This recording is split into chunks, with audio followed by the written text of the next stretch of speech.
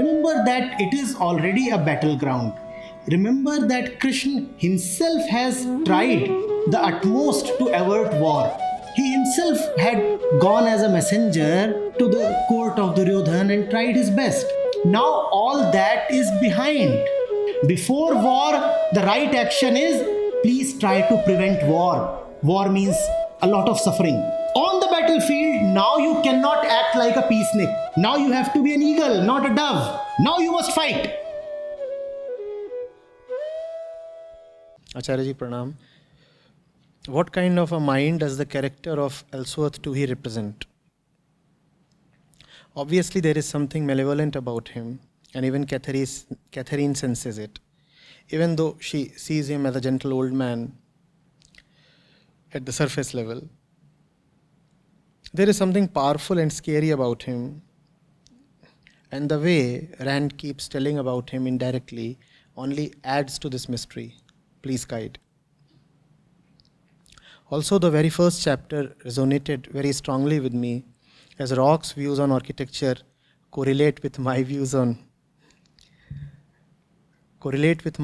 music and my music studies. We are taught to appreciate and delve into certain musicians and genres and learn things the way they were done in their time, while in reality, none of these true artists became what they were by copying or idolizing the past. Their own voice came from their true understanding of the present. We are not encouraged to find and cultivate our own voice in school, and this saddens me, since music should be alive and fresh, a true expression of the artist's suffering and joy. What Ayn Rand has written about the rigidly architectural ideals of that time probably extends to even more fields than music. Why is it so? Why are we not allowed to be free in our respective fields? Why some people and phenomena are deemed worthy of studying and important and others are not? Are we secretly finding security in elevating certain opinions to the level of facts or even truth itself? Julius, we are the society. If in the field of architecture or music, it is happening that man is quite attached to the past, full of reverence, needlessly differential, then that is how human beings are. That's how you and me are. What do you mean by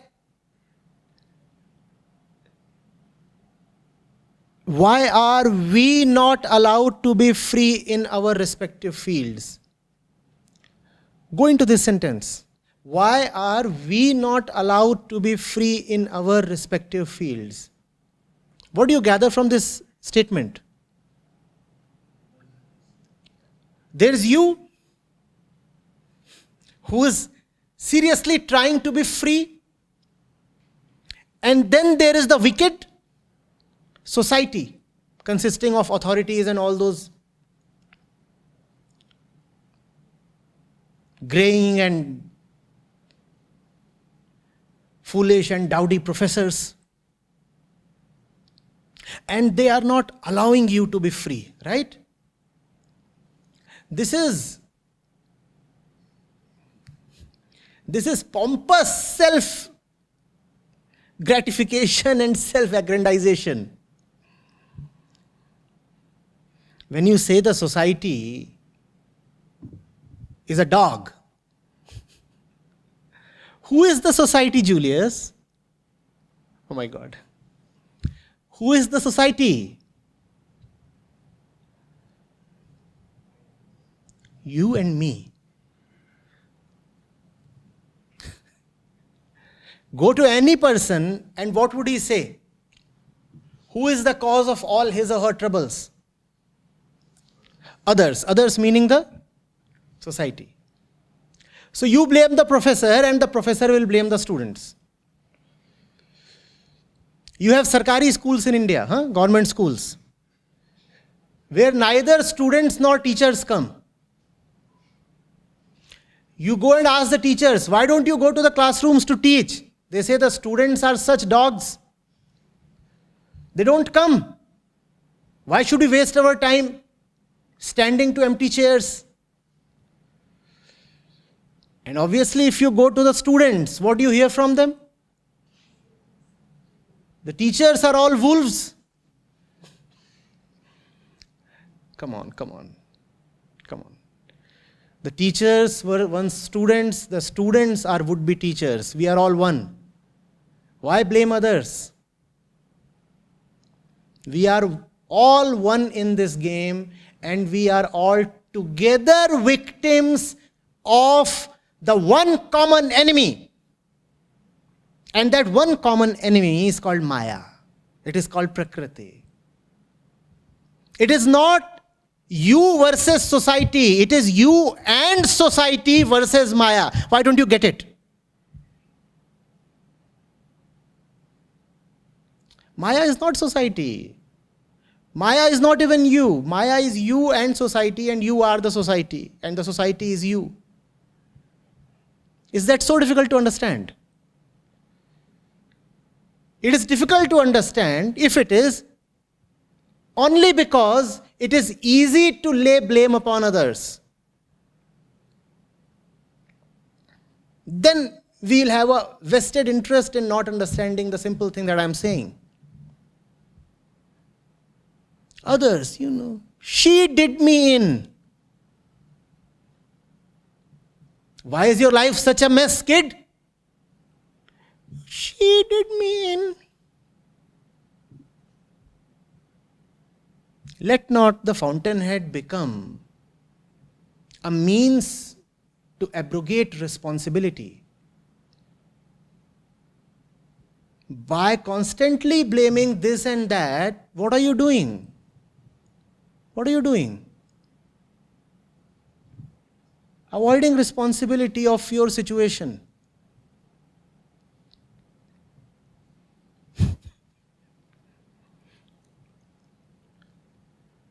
I fully appreciate in the arts, in architecture, in music, in several other fields, it is quite possible that the authorities are acting in an orthodox, traditional, conservative way. Choose your word. But then look at everybody in general. Are we not all clinging to tradition in some way or the other? What is tradition? That which is coming from the past. What is the first thing that comes from the past? You.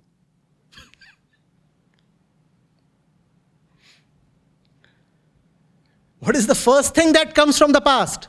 You. Are we not all clinging to the past? Then why blame only the professors and the authorities? The day everybody will stop clinging to the past, the professors too would do so. They are just like you and me, Julius. No point acting clean and spraying all the mud upon the other.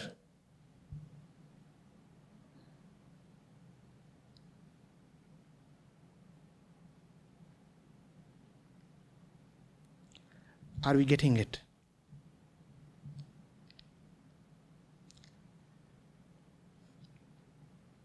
Do we not cling to attachments from the past? Tell me, please.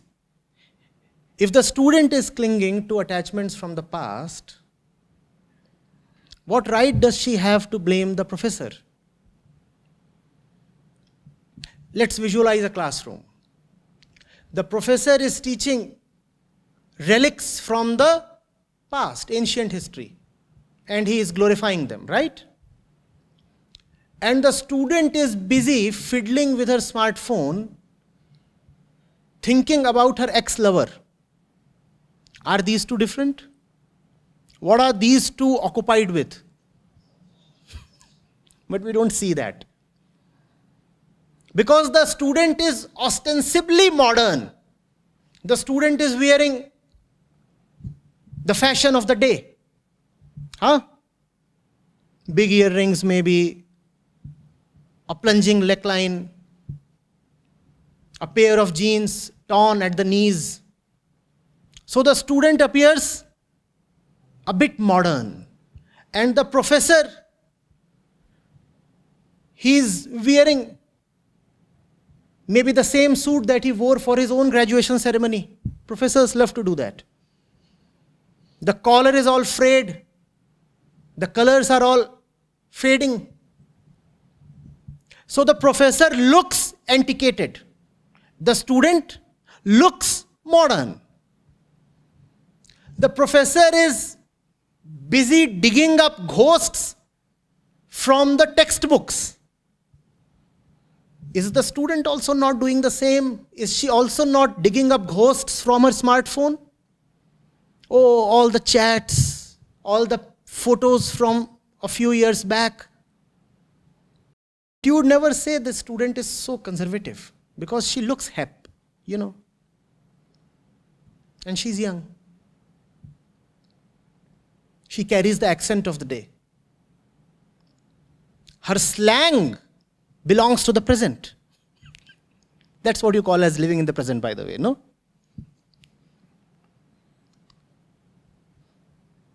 The professor, his vocabulary belongs to the past. So he is a very, very easy target. You can very quickly label him as a leftover from the last century. The student, oh no. She belongs to today. In fact, she belongs to the future, you see.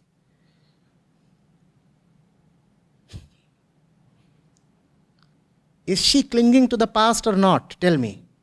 The hurt of the past, the conditioning of the past. We all are living in the past, Julius. We are all just the same. No point saying that in the field of music, there is so much reverence to the past. The human brain is designed to seek security in patterns of the past. Please see that. The poor professor is just one of the victims of this brain. And the fundamental tendencies of the brain, the fundamental tendencies of the body are common amongst all human beings. The professor is no noteworthy exception. He is just one of us, a commoner. Do we see this? Please.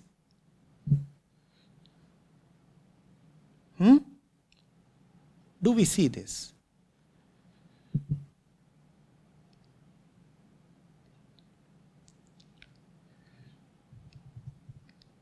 Now, look at the language. I'll want you to analyze this a bit. We are not encouraged to find and cultivate. We are not encouraged to find and cultivate our own voice in school. Huh? How old are you, Julius? Talking the language of we and our? Isn't this collectivism even in the context of the MAC course and the Fountainhead reading? You really depend on somebody else to encourage you? In a collective sense, we are not encouraged to find our own voice, our own conscience, whatever. But that's how we all are we not? We live in collectivism, and there is a strong evolutionary reason for that. Man lived in the jungle. Was man walking alone, solitary? Man lived in man lived in a tribe. So the human brain is conditioned to talk the language of we and our. It's the same brain that you have, Julius, and the same brain that your authorities and professors and all other controllers of the society have. They all are talking the language of we and our. And just as you depend on somebody else to encourage you, that's what you're saying. You're complaining here. We are not encouraged to find and cultivate our own voice. Just as you want somebody else to encourage you. The professors are also depending on somebody else. Are you not in this statement depending on others? Please tell me. On one hand, you idolize Ayn Rand and Howard Roark and all her portrayals. On the other hand, you are demanding that somebody should come and encourage you. Is that not dependency? Please tell me, is that not dependency? That's how we are. And I'm not blaming you. I'm just revealing to you how we are physically constructed. Man talks the language of we because we enables him to have better chances at survival. When the lion comes to attack,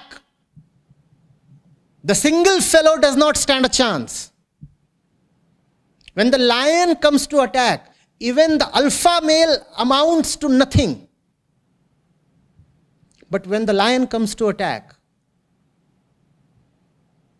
then a herd of 20 talking the language of we would probably be able to repulse the attack. Do you see this? You might be the alpha male of the gang in the jungle. Broadest shoulders, supreme individualism.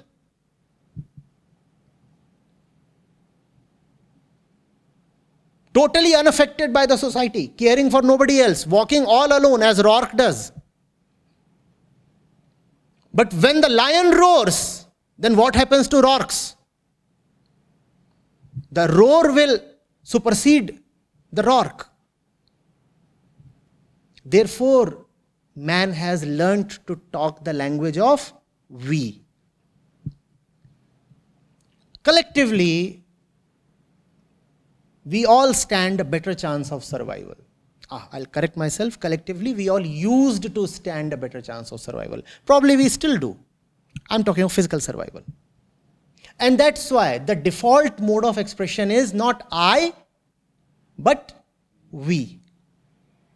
And it will be even more so in the case of women. And the reason is obvious. Probably the man can survive all by himself for a few months, maybe even a few years. But the woman cannot. Especially the pregnant woman cannot. And in the jungle, the woman was always pregnant. There was no means of birth control. The woman and the man did not even know the process of reproduction. All they knew was how to fuck. Just as a rabbit knows. So the woman was always pregnant. Now tell me, how will the pregnant woman stand supported by her solitary I? What she definitely needs is company. She wants people around her. So she speaks the language of we and our. And she demands, you should encourage me, you should teach me, you should do good things to me, you should bring me stuff, you should take care of me. My headache is that all this is all right. It happens. Why does not even the woman of today realize that this is the jungle talking? And there are so many women who take pride in saying, I love to be pampered. I want you to take care of me. I love it when somebody opens the car door for me. I love it when somebody takes my bike and gets it serviced for me. Lady, this is not the jungle anymore. You are out of the Amazon. Lady, this is the metropolitan capital of one of the fastest developing countries in the world. You are not in the Sundarbans. But you are acting as if you still are. Lady,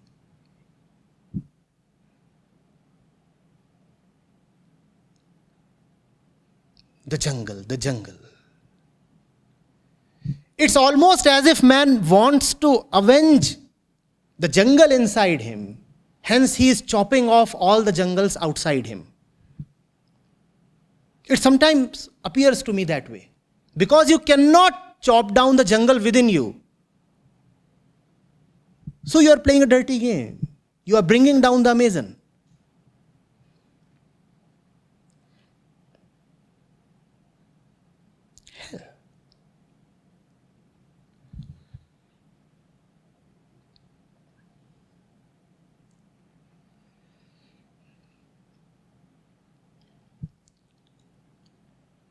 How oblivious can we be to our inner state? It mesmerizes me. This is something I never fail to understand, I never fail to actually admire. How seriously potent is she? I do not know whether God has unlimited powers, but she definitely has. She can make an ass of absolutely everybody.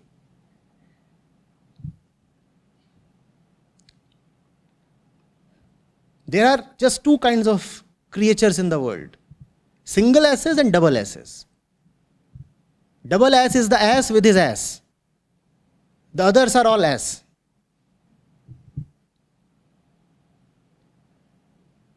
There is hardly anybody who has been able to call her out and stand free from her.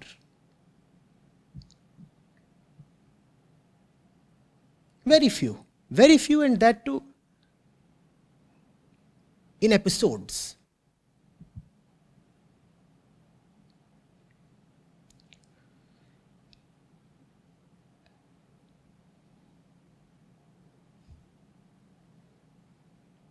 Once upon a time, just as Rand says, it might have been necessary to have huge columns and bulbous domes and turrets, and as she derisively mentions, cornucopias and rabbits. All these were parts of the architectural landscape. At one point, they might have had some significance.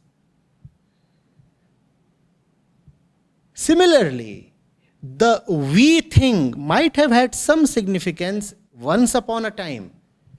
Does it have any significance today? It does have some significance today, but not as much as we accord to it. Is that not what Ayn Rand's major complaint is? That the architects of today, that is the 1920s, when the novel is set, that the architects of today are still behaving as if they are in the past. Times have changed, the brain has not changed, right? That's what she is constantly complaining. But then if you two are still talking the language of we and our and I need encouragement, then pardon me, are you not still behaving as if you are in the jungle and pregnant on top of it? It behoves a pregnant woman in the jungle to be constantly looking towards others for feed, motivation, encouragement, company. Are you pregnant? Then why do you keep looking for company?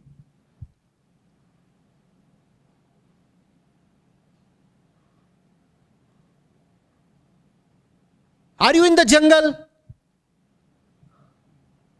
Do you walk naked? Do you run after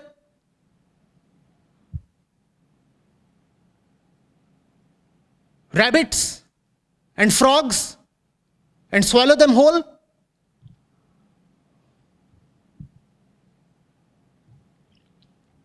That's man's tragedy. His exteriors have changed, his interiors have not. Going by the motif of the novel, what would such a house look like, whose exteriors have changed and the interiors have not? You know what is the name of such a house? Man. The exteriors are changing with great rapidity. Technology, innovation, whatnot. Interiors, they belong to prehistoric times. And man is very busy, very satisfied as well, just looking at the Exteriors trying to improve them even further. Interiors he does not bother about. It's a very strange situation, you see. We often think that there is stone and steel and brick and mortar and granite on the inside of a home. And outside there might be a jungle. That's how we visualize a home, right? Let's say a country home. Let's say a resort in a jungle. How do you visualize it? On the interiors there is steel and cement and ceramics and development. Yes? And outside there is jungle. The reality of man is totally the opposite. Outside there is all the development, steel and cement and whatnot. And inside there is the jungle. That is our home. Outside there is technology and development and infrastructure and whatnot. Inside there is the roaring jungle.